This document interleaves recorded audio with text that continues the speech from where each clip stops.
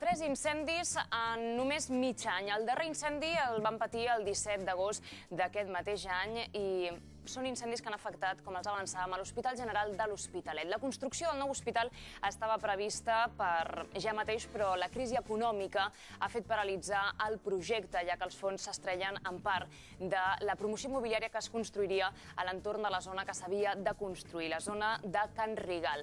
Estem parlant d'un hospital, l'Hospital General de l'Hospitalet, que està construït l'any 1971, té gairebé 40 anys i el personal sanitari denuncia l'estat en el que està aquest hospital. Diuen que no hi ha una inseguretat palpable, però que sí que el personal sanitari treballa amb certa dificultat. Avui, per parlar-nos de tot això, tenim en Joan Barratxina, infermer i encarregat territorial de l'UGT a l'Hospitalet. Molt bona nit. Molt bona nit. I també a l'Adelaida Muñoz, delegada de l'UGT, de l'Hospital Sociosanitari i delegada també de prevenció del Comitè d'Empresa. Gràcies per haver vingut. Molt bona nit. Bona nit. Els que els explicava, són 3 incendis en només mig any. Sembla molt, així a primera instància, per un hospital. El deteriorament d'aquest edifici, el fet que porti 40 anys en funcionament, n'és la causa? Bé, jo podria ser una d'aquestes les causes, però sí que voldria diferenciar que aquests 3 incendis, els 3 no han estat al mateix hospital, d'acord? Sí que és cert que n'hi ha hagut 2, el primer a l'Hospital General de l'Hospitalet i aquest darrer de l'agost també, però l'altre va ser a l'Hospital Sociosanitari i la meva companya, en tot cas, ja pot comentar-ho. Que estan a tocar. Són 2 edificis, un de l'any 70-71, com bé comentaves, i l'altre és de l'any 2000. En principi és molt més nou, estan interconnectats de manera horitzontal per 3 llocs i per la part de baix, però en principi són zones diferents. Després dic que el primer incendi, això també ho volia deixar palès, el primer incendi de l'hospital, la presumpció és que era una cigarreta mal apagada potser en una habitació, no?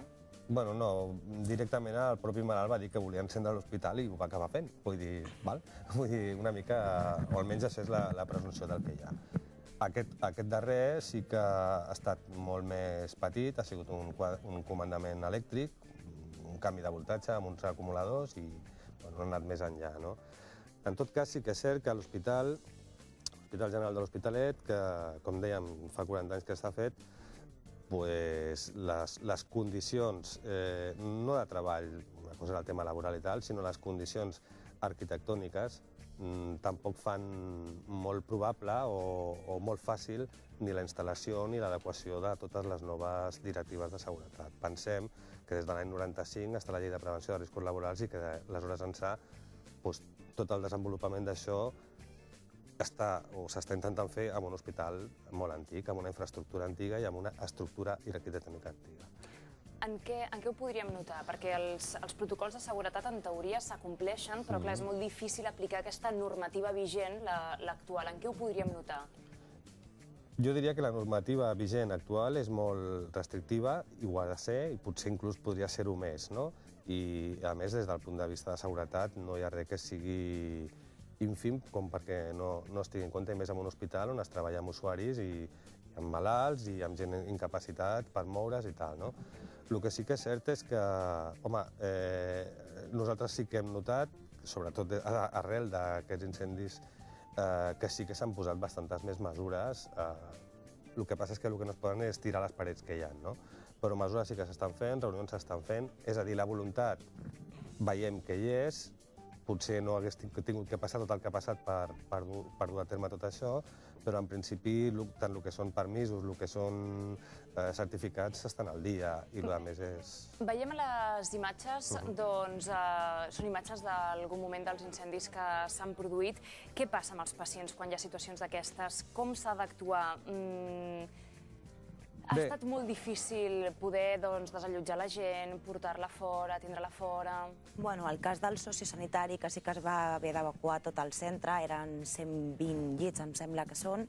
Doncs, bueno, quan passa això, els treballadors s'ho troben i... A veure, és difícil, sí, és difícil, però, bueno, els treballadors estan formats, som uns equips d'EPIs i ESIs, que són equips de primera intervenció i equips de segona intervenció en cas d'incendi. Quan passa això, bueno, com s'actua, no? Es fa i, bueno, tens por, algun sí, algun no, però, bueno, és trobar-te amb el cas i La formació la teníem, el que passa és que si no la tens jo crec que en un moment així tothom, però no només els treballadors, les famílies, els propis pacients, els que ells poden fer alguna cosa, tothom ajuda i tothom... El que passa és que el moment és complicat. És complicat.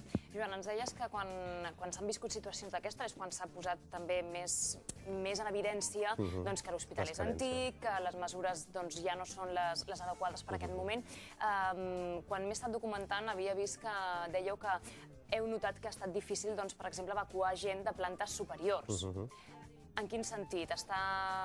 En el sentit que jo vull dir que qualsevol hospital és molt difícil d'evacuar. De fet, això qualsevol bomber ho pot rectificar, que un edifici on hi ha malalts enllitats, molt difícil.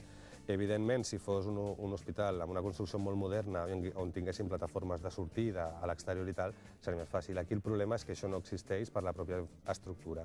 Aleshores, el tema és que a l'hora de moure un malalt que està enllitat i que pel seu propi peu no pot sortir, s'ha de moure entre familiars, entre professionals, i el problema no és tant el que deia ella de tenir la formació. La formació la pots tenir, però al final és el sentit comú, no? Perquè al final dius, vale, jo tinc la formació per fer això, per fer allò, però aquí hi ha un senyor que jo tinc que treure'l com sigui, i si tinc que agafar el llit i posar-me al coll, l'hauré de fer. Jo no puc deixar aquest senyor aquí, no? Vull dir, una mica el tema és que es genera un caos i per molt que tu tinguis formació, arriba un moment que has de sortir com puguis de la situació, perquè en aquell moment tampoc pots estar amb la ment tan freda com per dir com actuar, no? En un edifici, amb la normativa actual vigent, en un edifici nou, aquestes situacions en principi no haurien de ser tan complicades.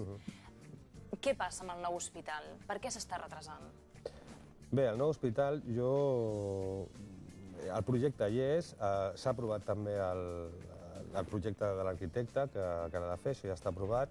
Ara està fent justament el projecte definitiu, després haurà de venir el concurs públic per veure quines són les empreses o empresa que ha de dur a terme les obres i, evidentment, després tot el que són les instal·lacions internes. Tot això sí que és cert que ens porta últimament cap al 2015. S'havia parlat abans, fa uns anys enrere, que potser cap al 12, al 13. Jo no sé si el tema econòmic i la crisi actual i tot això ha fet que la cosa vagi més lenta. També va haver molt de litigi amb el tema dels terrenys de Can Rigal. Dels terrenys que recordem que són uns terrenys que estan a la carretera de Collblanc i que, si no vaig errada, pertanyen Futbol Club Barcelona, Ajuntament, FEX Endesa, hi ha la subestació elèctrica que s'hauria de retirar per construir-ho i fer la promoció gran. Exacte, una mica això és tot el que va d'alguna manera endarrerir tots al primer timing, no?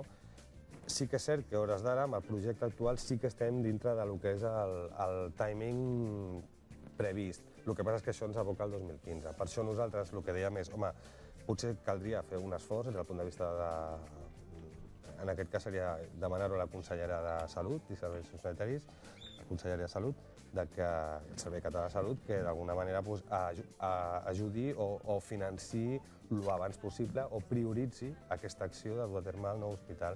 Demaneu que s'acceleri, que si es pot tornar a parlar d'un calendari del 2012, no sigui fins al 2015. Exacte, sí.